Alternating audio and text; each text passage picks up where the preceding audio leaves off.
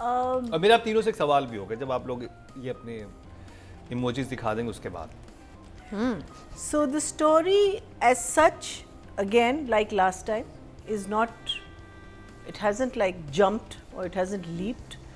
Two decisions have been made, जिसमें एक ये बेवकूफ़ी की वजह से इस लड़की से शादी कर रहा है और वो जज्बात में आके उसने हाँ कर दी है. ये दो चीज़ें जो मेन चीज़ें हैं जो हुई हैं. Otherwise these episodes were all about performances because basically बात वही हो रही है.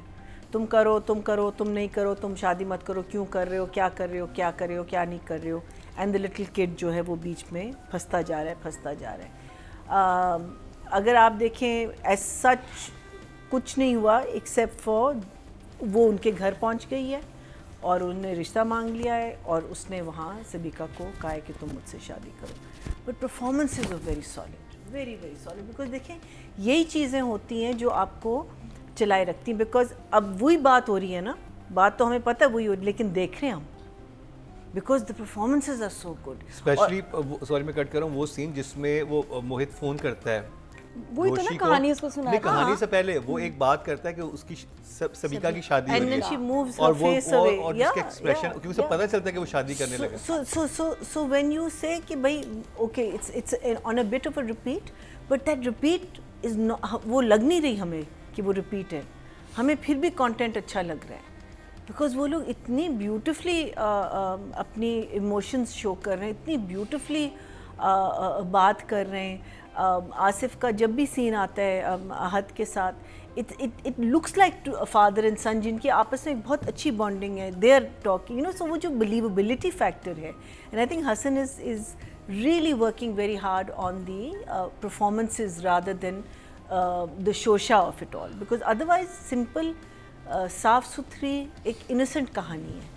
इसमें कोई वो वाला ड्रामा नहीं है जो अगर है तो हमारी दूसरी जो कहानियाँ उनसे आ रहा है, जो किशमिश से आ रहा है, वहाँ ड्रामा आ रहा है. वहाँ दूसरी वाली कह रही है कि मुझे मैंने मन्नत मांगी अब हमने जाना, तो वहाँ ड्रामा आ रहा है.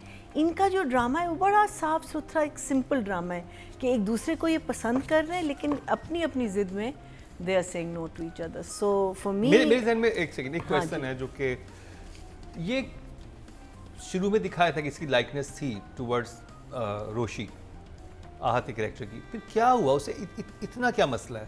मैंने पहले पूछा था. इतना अब मुझे ना कुछ समझ नहीं आ रही. मैं उस वक्त इसीलिए घबराई थी. मेरे को इतना रीजन या तो शादी करता ही नहीं कि मैंने करनी नहीं. अब जब कर रहा है तो उससे क्यों? बिकॉज आई थिंक क्योंकि सबीका के साथ उसे कोई केमिस्ट्री में बिल्कुल नजर नहीं आ रही. I think he is very put off by the idea that she was very overt also ना. लेट्स नॉट फॉरगेट कि वो एकदम से उसे छलांग मार के कहा कि तुम मोहब्बत करने के लायक ही नहीं हो. I think that's also put him off further from you know कि she is come on very strong also. I feel I think it's more of her immaturity. It's just that. I feel he feels that there is an age gap कि अभी तो मैं शादी कर लूँगा और अभी वो शायद मोहित को हैंडल कर लेगी. लेकिन देखिए जब शादी का एक्चुअल जब आप शादी करते हैं, you actually married this man, जब उनकी रिलेशनशिप की बात आएगी, जब फिर मोहित को हैंडल करना, I feel that he thinks that she can't, he actually thinks that she won't be able to handle him. लेकिन जो लड़की अपने मुंह से कह चुकी है कि मैं मोहित को बर्दाश्त नहीं कर सकती, उस पे क्यों? ये मुझे नहीं पता. ये तो यही तो सवाल है ये सवाल हम सारों ने किया. हाँ, ये सवाल मेरा भी. जो लड़की अपने साफ जो लड़की मोहब्बत दिखा रही है टुवर्ड्स मोहित, हाँ, देखिए वो फिर भी जस्टिफाइड है. ये जस्टिफाइड नहीं है कि सबीका क्यों. हाँ, वो फिर भी जस्टिफाइड है बिकॉज वो उनकी हमने आपस में रिलेशनशिप देखी है कि इमेच्योरिटी, अभी भी इमेच्योरिटी के थ्रू इसने हाँ की है. क्यों? बिकॉज वो कर रहा है, कहती मैं उससे पहले शादी करना चाहती हूँ. So that's an immaturity, that's an impulse. But that she has. ये impulsive नहीं है. Little girl. हाँ? She's a little girl anyway. उसको मना करना समझ आ रहा है. सबीका से क्यों शादी कर रहा है? ये उधर से ये किसी को नहीं समझ आ रहा. स्टांस वीक हो जाता है उसका. ये समझ नहीं आ रहा किसी को. This is the only thing in the story. For me, it's two thumbs up. Both are in hand because अगर writing अच्छी है तो डायरेक्टर ने उसको ट्रांसलेट भी बहुत खूबसूरती से किया हुआ है. Especially there was that scene जब वो बहन के साथ बात कर रही होती है and she leans back and he's got her in this much of a close and her उफ, मैं कहती हूँ क्या शॉट था. और ये भी नहीं है ना कि बस आपने शॉट एक खूबसूरत बना दिया फॉर नो राइम रीजन, जिसको बहुत सारे लोग कहते हैं beauty shot. No but what she is saying, उसका दिल टूट रहा है, बहन ने उसको पकड़ा हुआ है और इट वाज इतना हसीन. I haven't seen a shot like that at least on our screen because it was from the top. It was just the angle was just so brilliant. But ये जो पहले माँ आती है ना उसके घर में, जब कहती है ना कि आप मुझे बस अपनी बेटी देते हैं, वो मुझे दिलो जान से भी ज़्यादा पसंद है. तो मैं कहती तुम मिली भी नहीं हो उस लड़की से, तो तुम कैसे कह रही हो कि मुझे दिलो जान से भी ज़्यादा अजीज़ है ये लड़की. that part was a little strange. You haven't met this girl. But चले वो सिलसिला उनका एक शुरू हुआ. Do you remember the scene in the park when he takes what's his name, Mohit, and he hasn't been taking him to the park. Roshi has been, and she's got him out of that fear of going on the slides, meeting people, and और इसका जो he's just looking at this kid, and he I thought that was such a good connection because आप भूल भी सकते हैं कि वो पार्क क्यों ले जाती थी, वो क्यों करती थी, because it was for him to. So these are all the things जो वो realize करेगा आगे जाके. भाई ये बच्चा अगर ये अपने शेल से निकला है और अपनी चीज़ से वो निकला है तो वो इस लड़की की वजह से निकला. That was so well done, and again nothing was said, लेकिन फिर उसको बताता है कि I'm marrying this girl, और जिसमें वो चश्मे पहन लेता है बस और ऐसे अपना sir. It was just very beautiful. I thought, I think the scenes with this kid is just coming out so well that it's so relatable.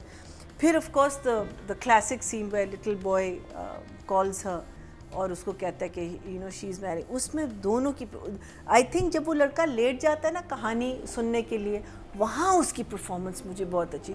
शुरू में वो जब रो रहा होता है वो थोड़ा सा ज़रा फोर्स लग रहा होता है because he is doing this to his eyes and you don't see any tier.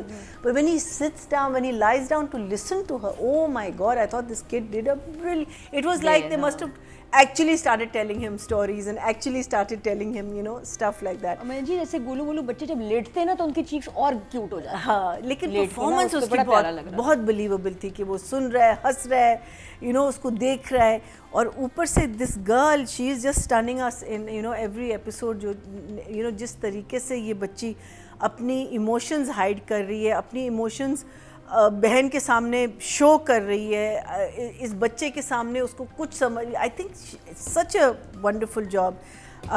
So I think for both writer and director, I will give them both a 9 and a 9. Very nice. I very enjoyed it. Very enjoyed. इस episode में इसने अपने सारे shades दिखा दिए कि this girl can handle anything that comes her way, anything.